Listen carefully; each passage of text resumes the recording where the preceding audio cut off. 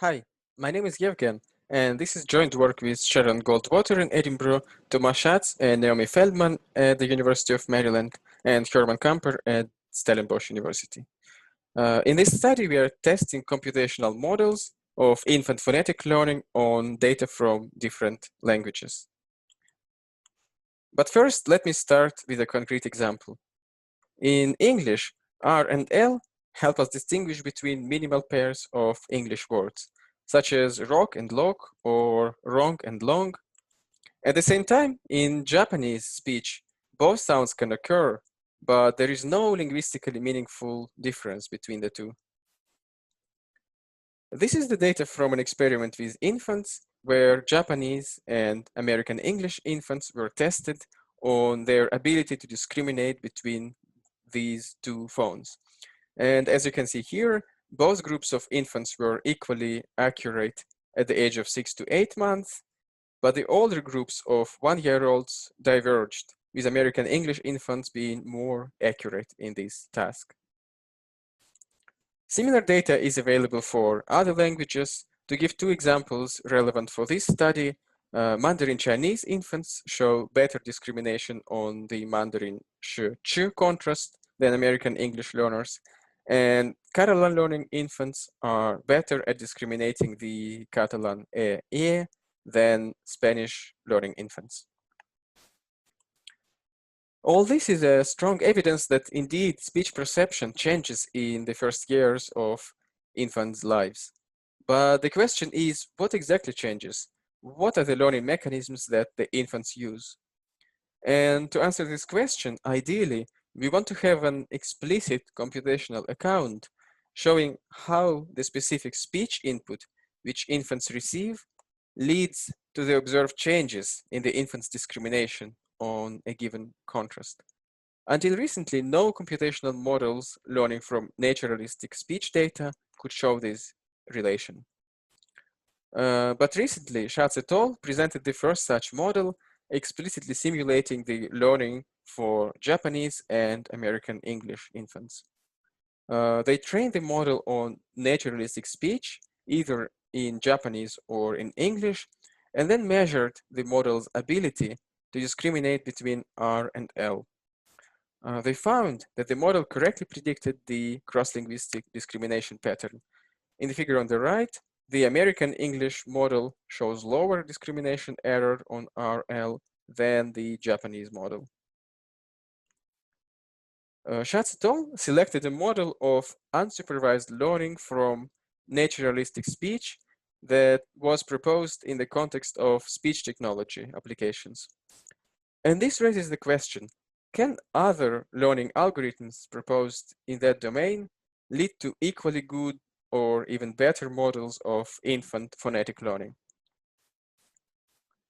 So in this study, we use the approach of Schatz et al. To test a wider variety of models on a wider set of cross-linguistic discrimination patterns. We consider several models developed in the speech technology community and test these models on cross-linguistic phone discrimination tasks from infant studies with different languages. Our goals are to test whether the result of Schatz et al. Was specific to their model applied to a particular English contrast. Second, to identify which computational models can explain the existing infant data better. And finally, to see if the models behave similarly or not on a wider variety of phone contrasts.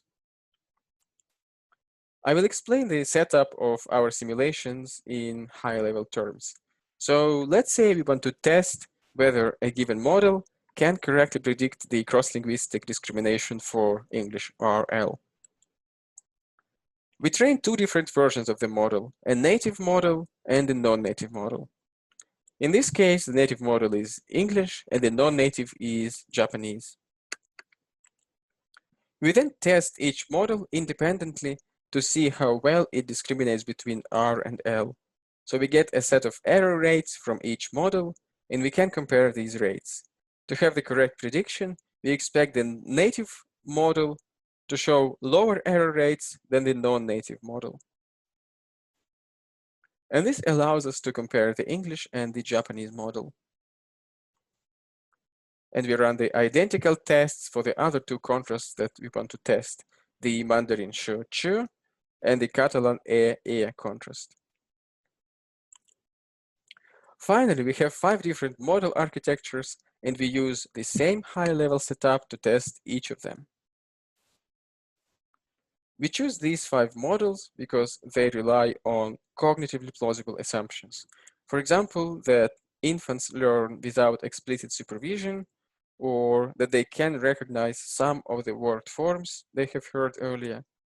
But note that this is exploratory work, and we did not use a targeted hypothesis testing approach when selecting which models to evaluate. The first one is the model used by Schatz et al., and the other 4 are neural networks inspired by existing work in unsupervised speech representation learning. As there is not enough time, I am not going to give you the details of each model, but I will get back to some of them later.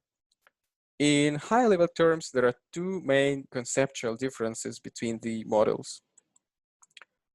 3 of them are strictly unsupervised, while 2 rely on top-down guidance from known word forms, based on the evidence that infants can segment and recognize some word form in speech. Also, 3 of the models learn representations at the level of individual speech frames, which are 25 millisecond long speech sequences, while 2 other models learn to encode word-sized units of variable duration into vector representation of fixed length, somewhat similar to semantic word embeddings. To prepare the input for the model from speech data, we use the standard approach from automatic speech recognition. We discretize the speech audio into narrow 25 millisecond long frames, and then extract so-called MFCCs, where each slice represents the corresponding speech spectrum. As training data, we use transcribed corpora of natural speech with 2 different samples per language, and the samples within each pair of models, native and non-native, are matched on duration, number of speakers, and their gender. For evaluating the models, we use the machine ABX task, as in the previous study. Say if we want to test the model's ability to discriminate between R and L, we look for multiple instances of R and L in our test sample, and more specifically, we look for R and L pronounced by the same speaker in the same phonetic context to make the evaluation more controlled. We then encode the representations for each phone into the feature space of a given model. In this feature space, we can measure the distances between so-called ABX triplets. In such a triplet, A and X are different instances of the same phone, in this case R, and B is an instance of a different phone, in this case L. So we measure the distance, the 2 distances AX and BX, and if the X is closer to A than to B, then the discrimination for this triplet is correct, and otherwise it's not. And we average over multiple ABX triplets, multiple contexts, and multiple speakers. Let's get to the results. We first look at the first model, the DPGMM, and remember that we always have a pair of model versions, native and non-native. And we expect the native model to show lower error or lower bar in this plot than the non-native model. And we have 3 phone contrasts, the English, the Mandarin, and the Catalan contrast. First, we can see that the model correctly predicts the significant difference in the discrimination of the English RL. We also see the correct prediction for the Mandarin contrast, but not for the Catalan one. If we turn to the next model, the autoencoder, we can see that it predicts nearly no difference between the native and the non-native version of the model for any of the 3 contrasts. So this model is of less interest to us. The next model, the correspondence autoencoder, only makes correct prediction for the English contrast. Again, this is worse than our first model. The next model, the recurrent autoencoder, makes correct prediction for the Mandarin contrast, but for the English one, the predicted difference is in the wrong direction. So we gray out this model too.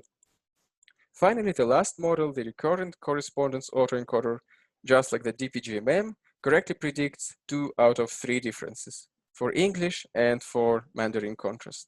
So we have 2 models which predict the existing data better than others, and let's look at these 2 models in more detail. The DPGMM is the model used in Schatz et al. It is a probabilistic generative model.